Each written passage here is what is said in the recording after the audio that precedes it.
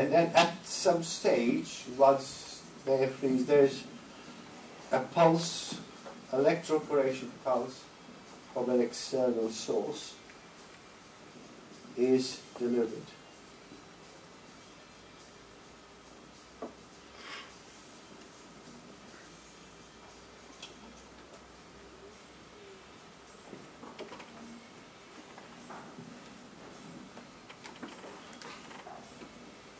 And the nanotubes will amplify this and induce electroporation control and discharge their payload of drugs or Gs into the cell. I can assure you that all the components of this system have been confirmed. And these electropores will close after a while, so there is gene or drug transfection possible. And in fact, this is the result of vitro animals. These are 5 very complex animals. Studies, 5 rats, stereotactically injected with the right cortex, with delivery of the energy, and in the left is the control without energy release. And you can see the transfection in these animals with this anti-apoptotic gene. And this is the histology after showing the site of the injection at 3 days and 18 days for the test of the control. And what is more important than this is the subsequent side, which shows the sort of the green dots are apoptotic cells. In other words, the injection itself, this is the CNT as this the control, does not cause any increased damage compared to controlled saline injection. Then I think two important are the antenna properties of carbon nanotubes, which we have explored extensively in Pisa, first predicted in 1933 and confirmed by Wang about 10 years later. And we have found that for wireless transfection, in fact, the best energy is microwave. And we use this system whereby we have this antenna, and then at some distance that's wireless, it's about a meter away, is put the sample where it's bacteria or mammalian nucleated red cells or whatever, with an absorber in the back. And we have considerable evidence from bacterial studies. This is, for example, E. coli, which are destroyed, of course, by calamity. But we can transfect these bacteria with a kind of calamity-resistant gene. And this shows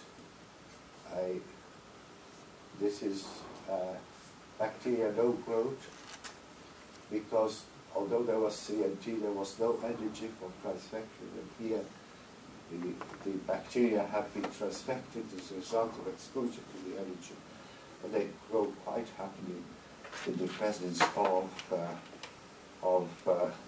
calamity.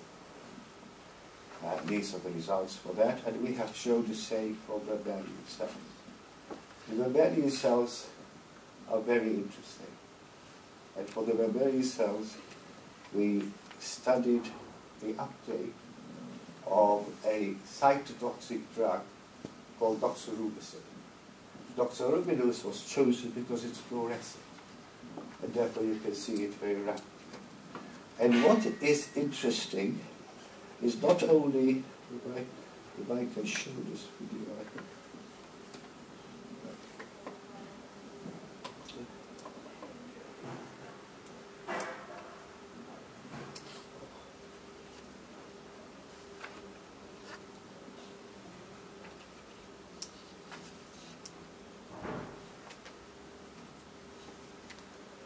What is interesting is that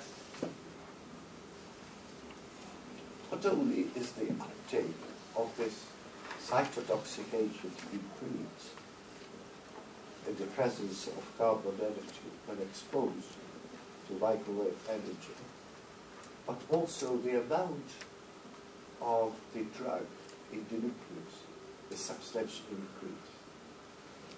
So not only does carbon nanotube increase the uptake, but it ensures that the cytotoxic agent goes where it's supposed to act in the nucleus.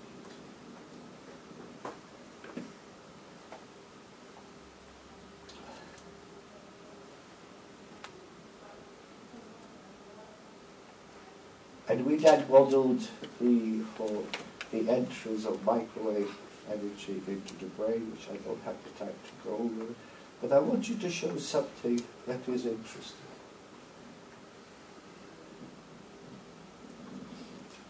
This is a rat, brown rat, which has been used in the studies for these transfections in electrostimulation. It has been stereotactically injected the motor cortex in the area that moves the arm and the ears. All right. It is deeply anesthetized. You have to take my word for it. Motionless. And this is 3 weeks after.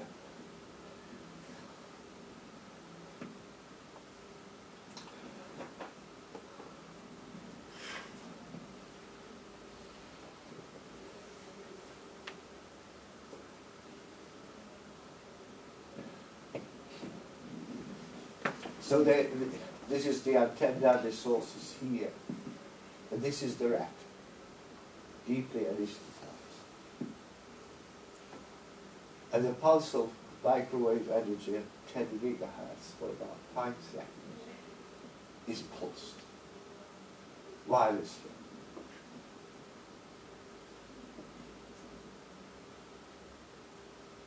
So we can electrostimulate wirelessly the central nervous system by this technology.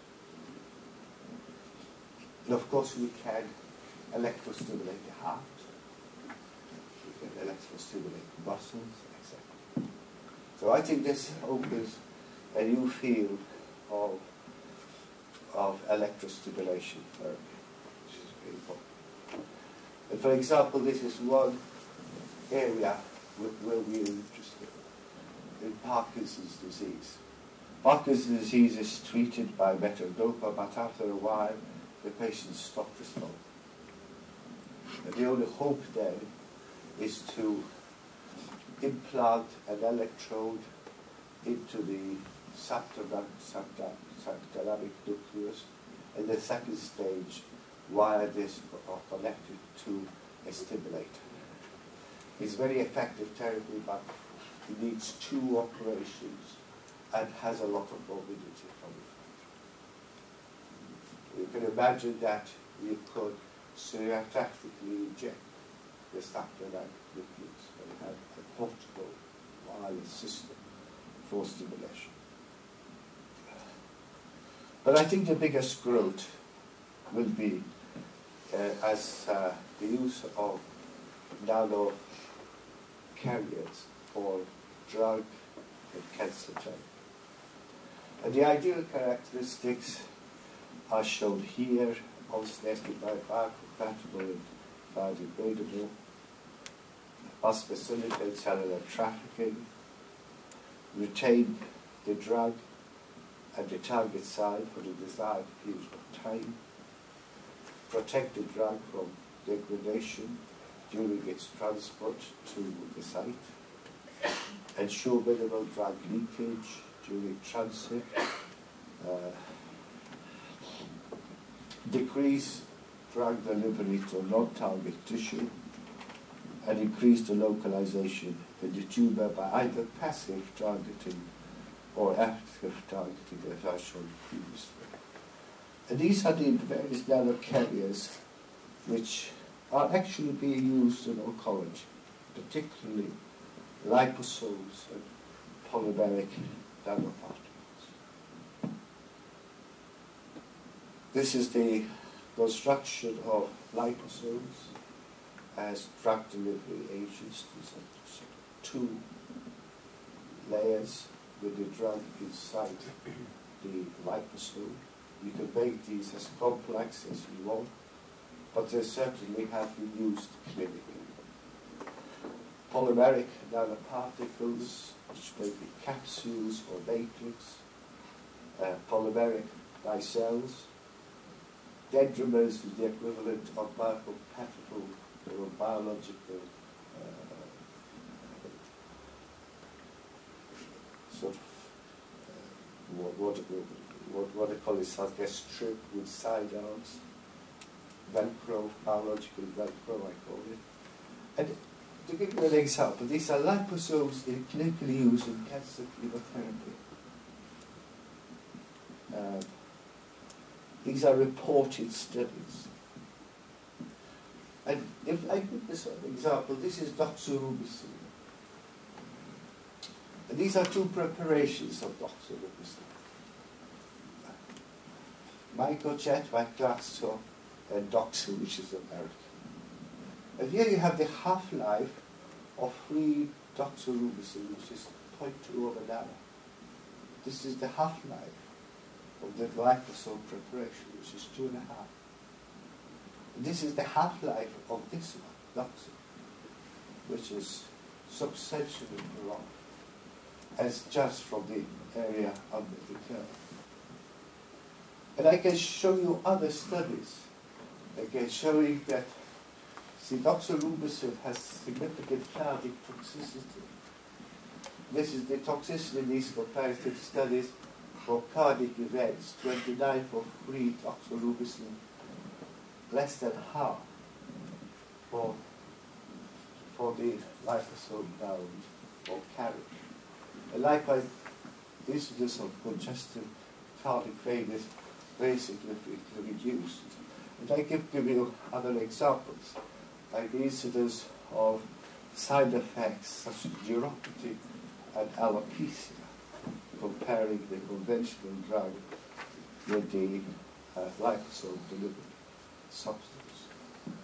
And there are a number of clinical trials ongoing with these carriers, which are undergoing phase 1 and phase 2 trials.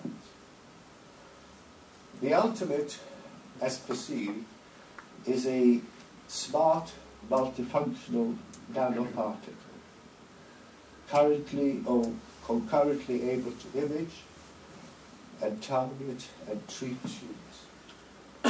These nanoparticles would carry more than one drug, including specific targeting moiety that recognizes cell surface receptors, an imaging agent, a cell penetrating agent, etc.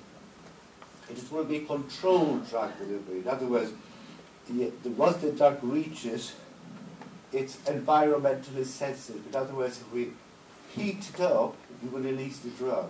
You can heat it up ultrasound or change the pH. So we can control when the drug is actually released. So in conclusion, nanosafety still problematic, but in my opinion likely to be resolved. There is a strong recommendation, which I think is wise, for proactive governance in research and development for nanomedicine-based therapies, and the definition of medical grades for metallic nanoparticles and fluids. I think the hazard to the public and to the environment for use of nanomaterials has been overrated. And nanomedicine will in time revolutionize, in my opinion, all the domains of healthcare. It has the potential for effective therapies for disorders which are currently incurred. Thank you for your time.